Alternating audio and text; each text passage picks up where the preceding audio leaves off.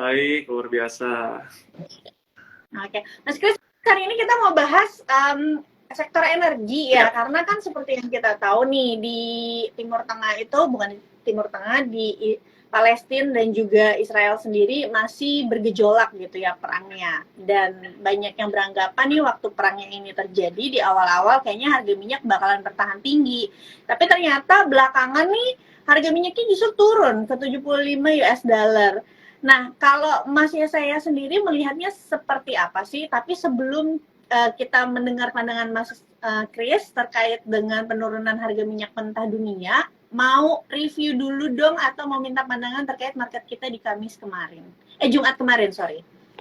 Ya, thank you, Mbak Olive, untuk introduction-nya. Mungkin kita sedikit mereview ya apa yang terjadi akhir pekan lalu. Ya, untuk IHSG sebenarnya selama sepekan itu mencatatkan penguatan ya 0,30%. Ya, lalu hari Jumatnya ya ini terdampak ya dari berita The Fed ya. Sehingga IHSG kita mengalami pelemahan sekitar 0,42% ke level 6.809 karena memang sempat untuk Jerome Powell ya, beliau mengatakan kalau bank sentral ini nggak yakin nih suku bunga ini akan cukup untuk meredam angka inflasi, sehingga ini memberikan potensi adanya kenaikan suku bunga lanjutan. Tetapi di sini ada yang unik, kita melihat justru Wall Street ya pada penutupan akhir pekan lalu itu ditutup menguat setelah komentar dari The Fed. Tetapi di sini bursa lokal malahan melemah. Ini mengindikasikan sebenarnya bahwa para investor ya, para pelaku investor di sini melihat bahwa kenaikannya ini sudah mulai terbatas.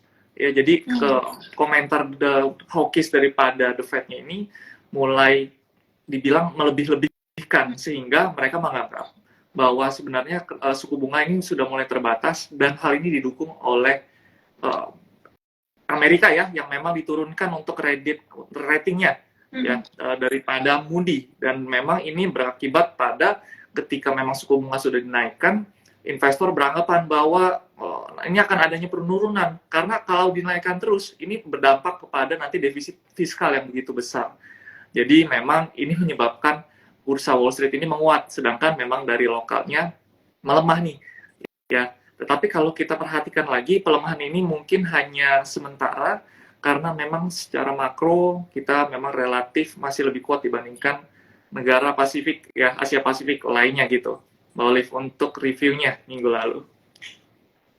Oke, kalau melihat dari sektor energi sendiri seperti apa nih di minggu lalu nih? Karena berhubung harga minyak mentahnya juga cenderung mengalami penurunan gitu ya, padahal konfliknya masih terjadi di Timur Tengah. Iya, sebenarnya kembali lagi kita kepada sentimen daripada suku bunga ya. Kalau kita melihat kenapa harga minyak ini turun, ketika kita berkaca kepada perang Rusia-Ukraina, kalau diperhatikan memang Rusia ini salah satu produsen minyak terbesar dibandingkan kalau kita lihat dengan Israel dan Hamas ya, konflik antara kakak adik ini, memang mereka bukan penghasil atau produsen terbesar. Sehingga kalau kita perhatikan ketika waktu Rusia dan Ukraina ini terjadi perang, itu dalam seminggu kurang lebih harga minyak naik 10%. Ya. Kita bandingkan dengan konflik di Timur Tengah sekarang antara Israel dengan Hamas, ketika terjadi perang 3 hari atau seminggu itu hanya naik kurang lebih 4-5%. Dan sekarang berangsur turun. Ditambah lagi kita melihat pengetatan suku bunga, karena memang komoditas ini denominasinya dengan US dollar, sehingga ketika US dollar-nya itu tinggi, suku bunganya tinggi, maka ekspektasinya investor melihat bahwa komoditas ini akan bergerak turun. Jadi korelasinya itu negatif. Karena memang ketika nanti USD-nya tinggi, maka permintaan akan turun, disebabkan karena ya itu tadi, yang harganya tinggi, sehingga mereka kebanyakan akan menahani permintaan daripada minyak. Jadi sebenarnya kesimpulannya adalah korelasi negatif antara USD yang sedang meningkat, ya, sedang naik, dengan adanya penurunan komoditas, ditambah dengan Amerika Serikat yang stoknya kita melihat cukup banyak ya, yang artinya memang permintaan sedang turun. Begitu Mbak Olive. Oke, tapi kalau Mas Kris lihat sendiri kalau tadi kita ngomongin harga acuan, ada nggak sih pengaruhnya sebenarnya ke saham-saham energi di dalam negeri sendiri? Kalau misalnya saya lihat di depan layar saya, sebenarnya pergerakan dari kita sebut saja Elsa, Akra atau Medco mix ya. Mungkin untuk Medco koreksinya memang cukup dalam, tapi kalau kita ngomongin Akra sebenarnya justru sekarang bermain di area resistance. Mas Kris melihatnya seperti apa? Iya. Kalau dari pribadi saya sendiri, ya untuk menganalisis suatu saham kita harus secara komprehensif ya, dari top, bottom sampai kepada nanti industri dan nanti outputnya, kinerjanya seperti apa. Tetapi sempat saya melihat untuk beberapa emiten yang ada, kalau kita melihat untuk Medco sendiri ya, sebenarnya ini adalah produsen ya, dibandingkan dengan perusahaan yang lain. Kita melihat hulu sampai hilirnya. Tetapi perlu diperhatikan juga ya, ketika memang acuan di Indonesia, karena memang secara parameternya mengukur atau menggunakan benchmark daripada acuan dunia, ya ini akan terdampak kepada, kalau kita melihat adanya penurunan year on year dari average selling price-nya.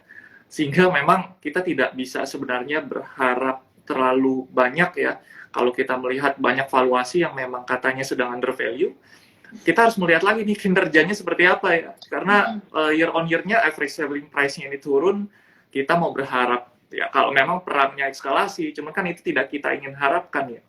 Ya memang di satu sisi dengan tingginya harga minyak itu akan menguntungkan. Tetapi dengan harga acuan yang kalau kita melihat bulan ini semakin turun, saya rasa untuk kuartal 4 ini masih akan tertekan nih untuk emiten-emiten Elsa, baik Medco atau Akra, ya kita lihat lagi kepada nanti prospek atau proyek yang ada nih. Jadi kita nggak melulu melihat harga minyaknya juga. Begitu mungkin, boleh.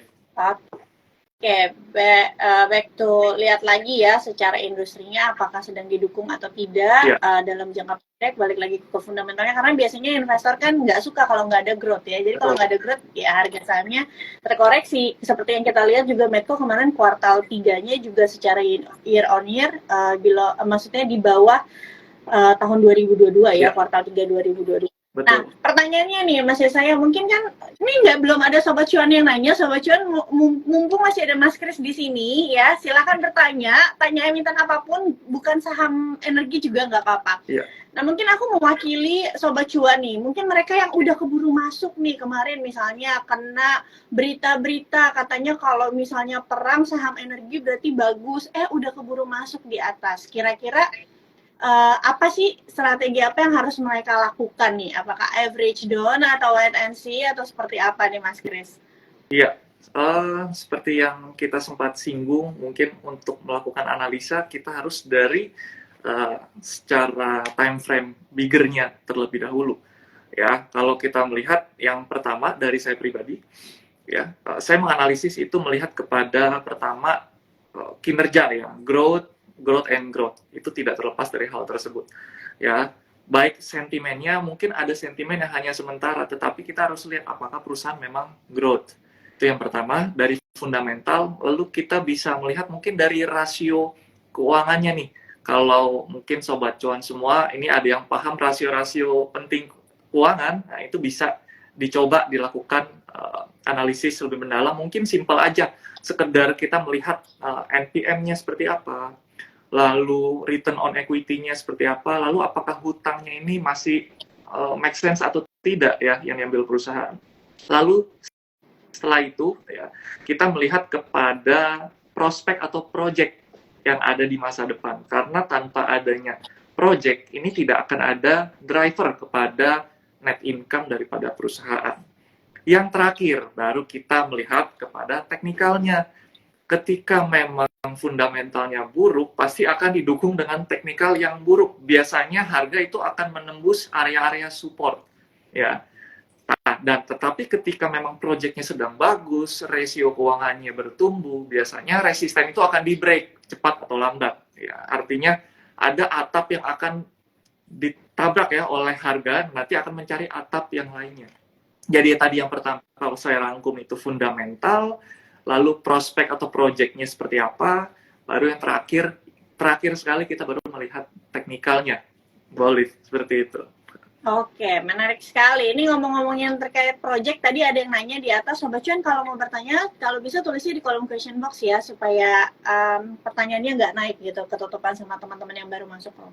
Kebetulan tadi ada yang nanya, kita ngomongin project nih, gimana nih pandangannya terhadap saham batubara 1-2 bulan ke depan? Tadi saya lupa pertanyaannya dari siapa, karena ini juga batubara itu kan termasuk juga industri yang bergantung sama harga acuan dunia ya. Balik lagi ke projectnya tadi, kalau misalnya kita lihat ekspornya juga belakangan ini menurun, terus juga nanti kalau tahun depan ternyata harga acuan tidak setinggi saat ini, harusnya secara project apakah batubara nih sudah usai atau belum, Mas Kris? Iya, kalau kita melihat kepada siklus besarnya, memang saat ini batubara sudah di dalam tren penurunan. Ya, udah kelihatan banget dari chartnya. Kalau sobat cuan yang udah suka tarik-tarik garis nih, ini pasti bisa melihat nih diagonalnya turun, ya, harganya juga turun dari kiri ke kanan. Nah, di sini memang sudah berada di kisaran 100, mungkin 120 sampai 130 dan masih terkategorikan kita nggak bilang rendah tapi nggak bilang tinggi juga ya. Tetapi selama harga batu bara masih stabil, harganya di 120 sampai 130 sampai akhir tahun, ditambah dengan kebutuhan yang nanti semakin meningkat, ini akan mendongkrak mungkin at least naik daripada kuartal 3 tahun ini. Ya mungkin. Nah, tetapi kita juga harus melihat nih, di sini ada sentimen yang keluar, ya, bahwa ini sentimen positif ya daripada India, ya dia sebagai pengguna batubara terbesar kita tahu, ini untuk outputnya, hasil outputnya, ini ada peningkatan 5,8% ya hasil output daripada industri, ya sehingga ini menjadi katalis yang positif yang mungkin akan mendongkrak di akhir kuartal tahun ini. Dan juga untuk negara Eropa kita tahu akhir tahun memasuki musim dingin, ya. Dan ini sedikit banyaknya akan menjadi driver bagi pertumbuhan harga batubara sampai akhir tahun. Ya, at least mungkin sampai Januari Februari kita bisa melihat nanti laporan keuangannya ketika oke, ya kita analisa lagi lebih dalam. Tetapi untuk tahun depan kita tidak menjamin ya untuk kuartal pertama tahun depan atau kuartal kedua tahun depan ini masih akan naik karena trennya sudah jelas ini penurunan ya. Jadi untuk ini mungkin lebih ke short term aja, batubara. Oke. Jadi short term aja karena memasuki musim dingin gitu ya. Tapi kalau di hold jangka panjang mungkin kurang prospek ya. Lebih baik cari industri lain yang memang sedang bertumbuh. Nah Mas Chris ini tadi ada yang nanya, kok harga emasnya juga ikutan turun? Kemarin kan udah sempat naik tuh, kalau nggak salah sempat ke 2.000 US dollar per troy. Apakah memang terjadi taking profit di market global atau seperti apa nih menurut pandangan dari Mas Chris sendiri? Ya, kalau dari view saya pribadi, memang untuk harga gold ya, kita tahu ketika memang suku bunga the Fed dinaikkan ya, kita back to interest rate. Ketika suku bunga US ini dinaikkan, maka biasanya kan DXY akan terangkat ya. Yeah. Kita lihat juga rupiah beberapa hari sempat mengalami pelemahan.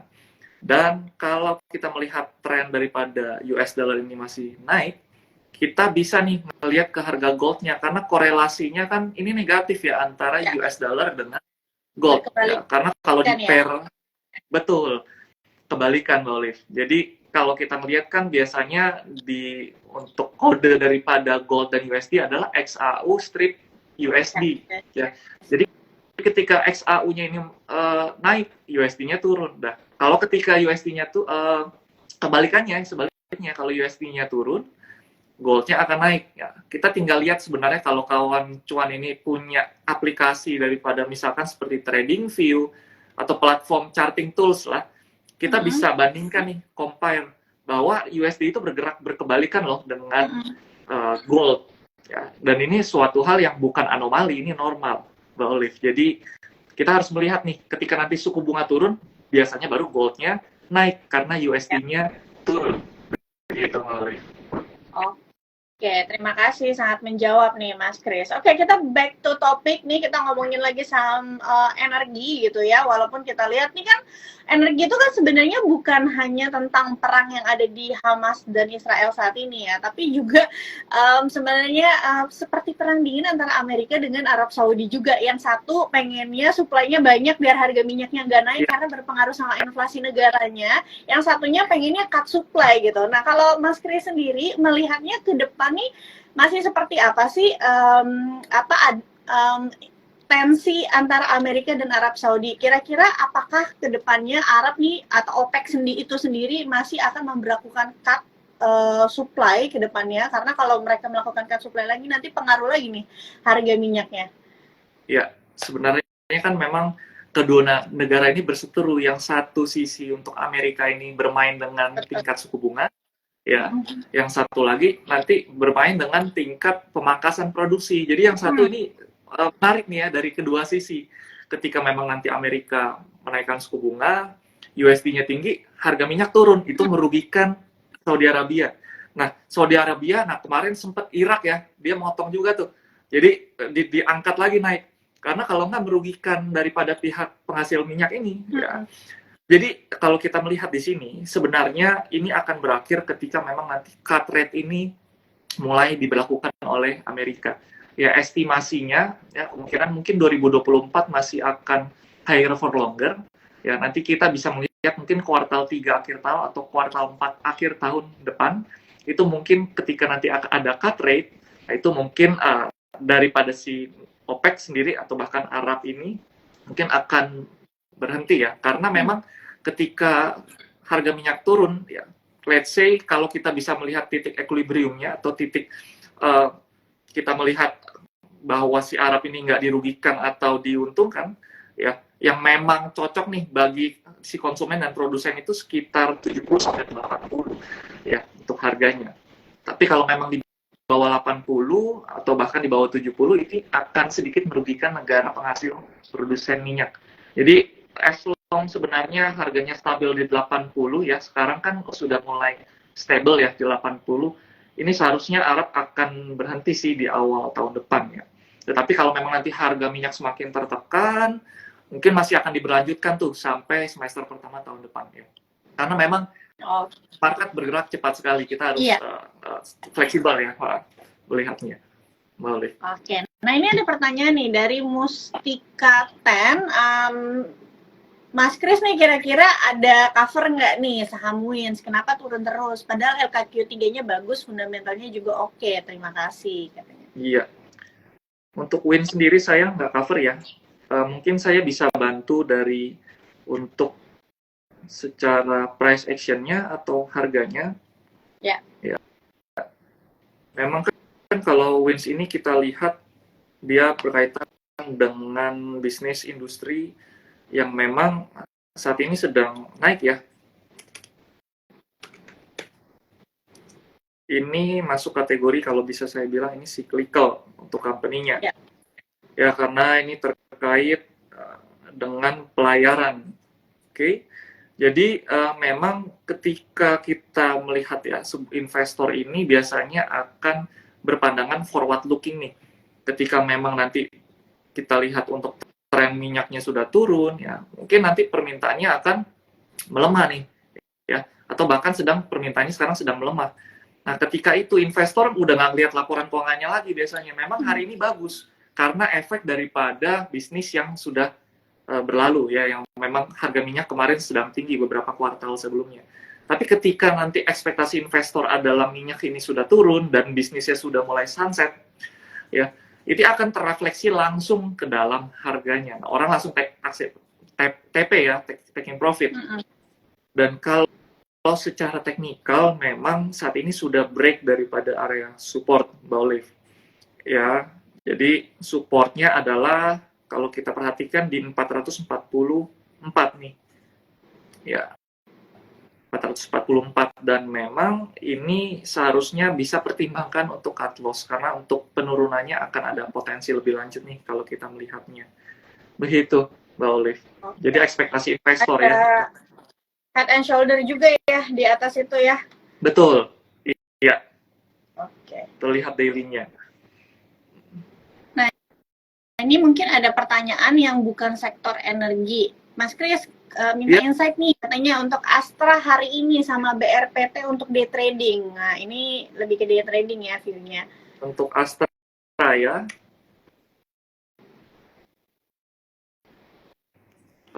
kalau kita melihat Astra lebih lanjut lagi, memang pergerakannya ini short term-nya masih di dalam downtrend ya, short term-nya ya.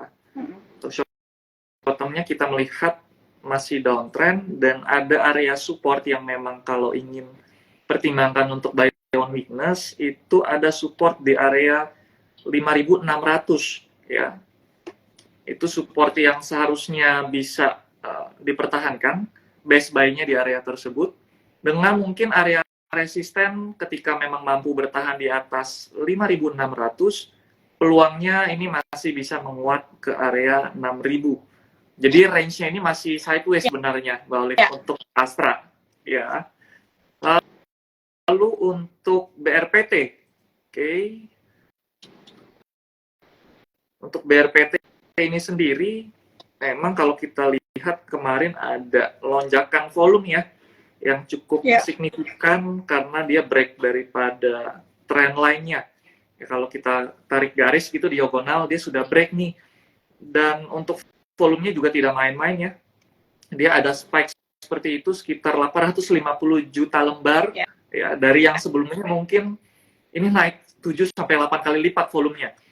Nah, untuk area resisten daripada BRPT ini kita bisa perhatikan ketika BRPT ini masih bertahan di atas, let's say di sini ada support di 1010 ya, di atas 1010, maka untuk penguatannya ini akan menguji klasik resisten di sekitar 1310 ya. Nah, kalau 1310 ini ditembus bagaimana? Ini akan menguji area resisten selanjutnya di sekitar 1410-an. Ya, itu mungkin untuk view-nya daripada BRPT ini. Boleh. Oke. Nah, ini ada yang tanya nih, Pegas nih masih energi view-nya. Ya. Ada yang tanya, bakalan pullback nggak kira-kira? Berarti kayaknya lagi nyangkut nih. Iya, asal money manajemennya baik, Sobat Cuan, tenang aja ya. Kita batasi risiko. Oke. So, money manajemennya kita atur dengan baik ya. Untuk Pegas, ini memang sudah break daripada supportnya juga ya. Kita melihat di sini ada support di sekitar area. Oke, kita lihat lagi.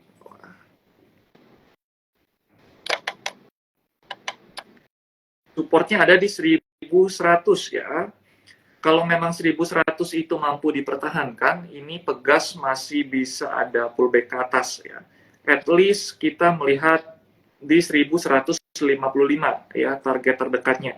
Ya, ini masih layak untuk di hold sih selama bertahan di atas 1100. Begitu, Mbak Olive. Oke, nah ini tadi ada yang nanya, Mas Kris ngikutin nggak nih saham Meta yang voluntary delisting? Tadi ada yang tanya kalau sangkut gimana katanya. Oke, untuk Meta ya, sebenarnya Meta kalau voluntary delisting ini kan biasanya harga buybacknya ini biasanya lebih di atas harga sekarang ya, jadi nggak usah khawatir ya sebenarnya. Sobat Cuan.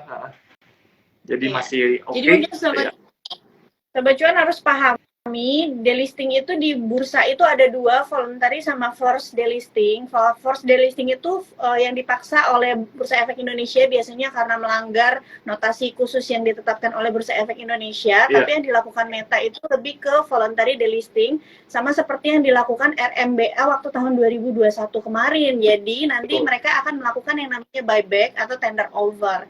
Jadi teman-teman yang punya saham Meta ditunggu aja nanti berapa penawaran tender offer atau buyback dari Metanya itu sendiri. Harusnya sih di atas harga market terakhir kemarin ya, Mas saya ya biasanya. Obviously, ya.